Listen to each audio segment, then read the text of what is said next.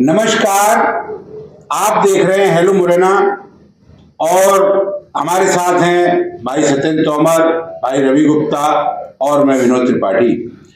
आज की चर्चा का जो मुद्दा है बहुत ही गंभीर है कि कोई सप्लाई पब्लिक ग्राउंड की हो वो अलग है, पर जो मवेशी के लिए सप्लाई है, जो गौवंश के लिए सप्लाई है, जो गायों का चारा है, सूखा चारा, हरा चारा, उसमें कितना बड़ा घोटाला कैसे होता है उसके बारे में हम लोग जो अभी तक तथ्य निकाल कर लाए हैं उस पर डिस्कशन करेंगे।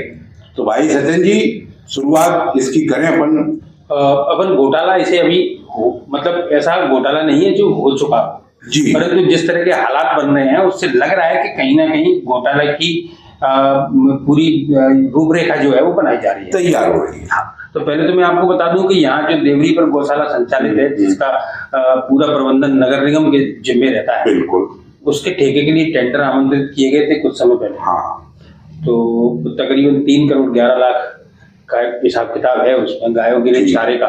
ठीक।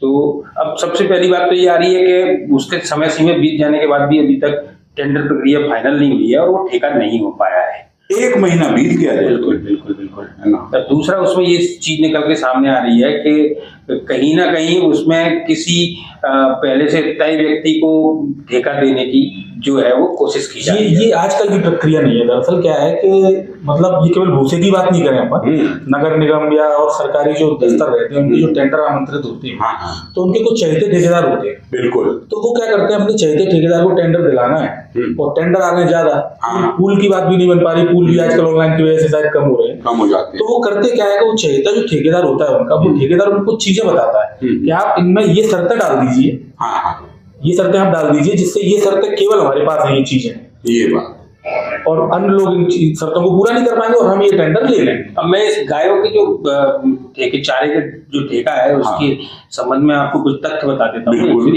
इस ठेके के लिए 3 लोगों ने टेंडर किए हैं। ठीक है। अपने टेंडर फॉर्म जो है वो जमा किए हैं नगर निगम में, और सुनने में ये आया अचानक से कि भाई साहब जिन लोगों पे पहले से ठेका रहा है उन्हीं लोगों को पुनः ठेका देने की तैयारी की जा रही है, चाहे माल उन्होंने रेट ज्यादा चढ़ा करके दिया है। डेफिनेटली।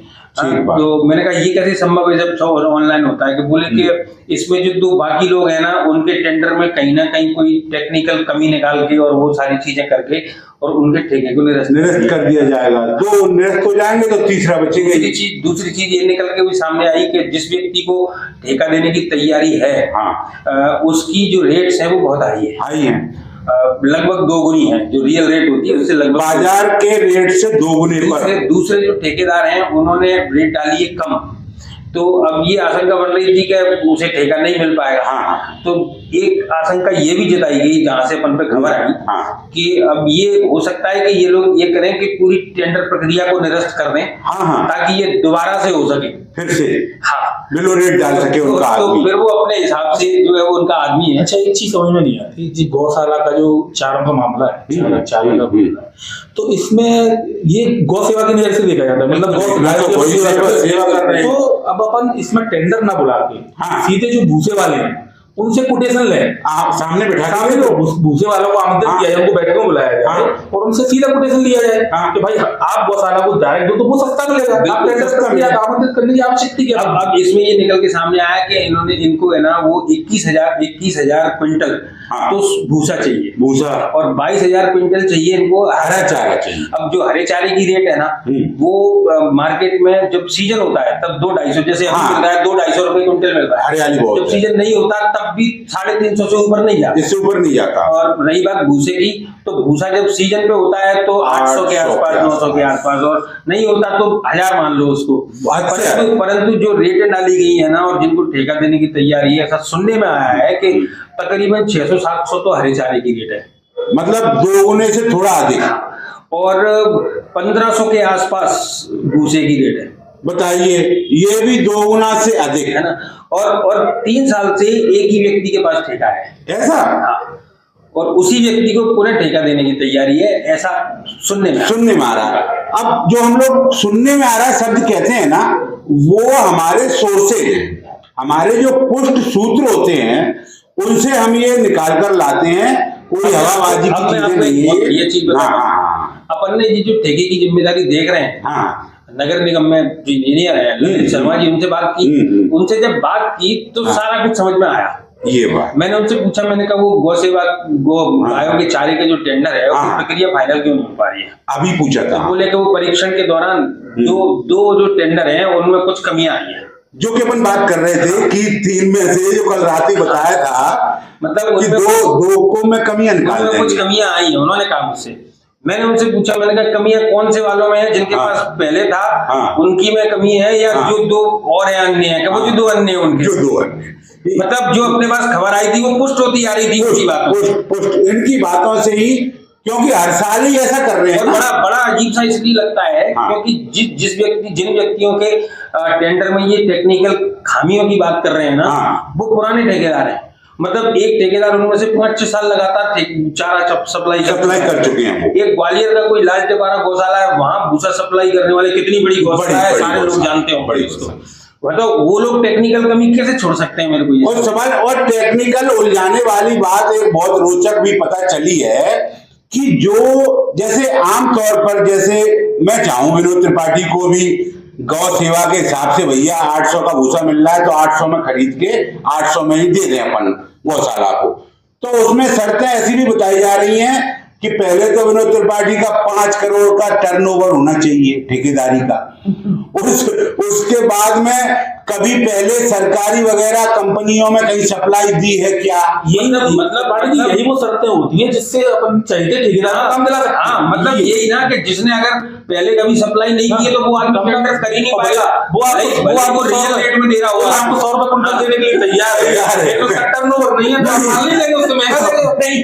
बस ठेकेदार का बोलना है, बोले आपको 3 करोड़ के टर्नओवर से हमारे से क्या लेना देना? आप तो हमसे अमानत राशि ले ही रहे, अगर हम सप्लाई नहीं दे रहे तो हमारी अमानत राशि जब्त कर लो, ठीक है? हमारा तो 54 का है टर्नओवर साहब, आपको उससे क्या लेना देना है ना? तो ये सारी चीजें डाल के अपनी पूरी वहाँ जमानत राशि भर रहे हैं। अच्छा, एक बात हैरत की होती है कि निचले तबके का इतने बड़े बड़े गेम मतलब बड़े आसानी से कर दिए जाते हैं, और जो वरिष्ठ अधिकारी हैं, आयुक्त हुए, महापौर हुए और प्रशासनिक अधिकारी हुए, कहीं कोई हलचल दिखाई चले इसमें? तो पता तो देखो सबको है, इस बात को तो मतलब कि पता नहीं हो, भाई उनके नीचे ही सब कुछ चल रहा है, तो ऐसा तो मतलब नीचे लेवल को तो सरपरस्ती का हाथ कहते हैं। नीचे लेवल के लोग इतने बड़े बड़े गेम कर डालते हैं और आसानी से कर डालते हैं। इसमें एक खेल और होता है, भूसा सप्लाई जब होता है तो जो वहां रिकॉर्ड रहता है गायों का और जो नंदी का जो रिकॉर्ड रहता है, उसमें भी ये बताते हैं, सुनने में आता है, कम ज्यादा का फेयर कर देते हैं। जैसे संख्या बताते हैं वहां मौजूद है, वहां 1000 और कागजों में उसको 1500 या 1200 1400 बताते हैं, उसको भूसा उसका बहुत जगह गेम होता है, बहुत जगह गेम होता है। जिस व्यक्ति ने अपन को खबर दी उसका ये भी कहना था कि एक गौवंश जो है वो 24 घंटे में लगभग 7-8 किलो उससे जरूरत होती है, और ये उसको 2.5-3 किलो देते हैं केवल, बस। मतलब अगर जितना माल जरूरत तो उतना माल भी नहीं पहुंचता। सारे मामले की अगर तह तक जाया जाए ना और इसकी ठीक से पड़ताल की जाए तो बहुत बड़ा गोलमाल निकले। तह तक तो जाएगा, क्योंकि प्रशासन नहीं जाएगा वो अलग बात है, अपन तो निकाल के लाएंगे ना चीजें। एक बार जाके गौशाला का रिकॉर्ड देख सकते हैं। अभी फिलहाल अपन इसका इंतजार करते हैं, मुझे लगता है आज में या कल में ये ठेका प्रक्रिया जो भी है फाइनल करने वाले हैं, फाइनल होने वाली है, और ये देखना बड़ा रोचक रहेगा कि ये मतलब क्या करते हैं। उसी उसको दिया गया जो भी अपडेट सामने आया वो हम लोग अपने दर्शकों को लोगों को लगातार अपडेट करते रहेंगे, और तब तक के लिए आप इंतजार करिए और बने रहिए हमारे साथ में। और वही कि हमारे चैनल को, हमारे पेज को YouTube पर भी और Facebook पर भी आप लाइक करें, सब्सक्राइब करें और फॉलो करें।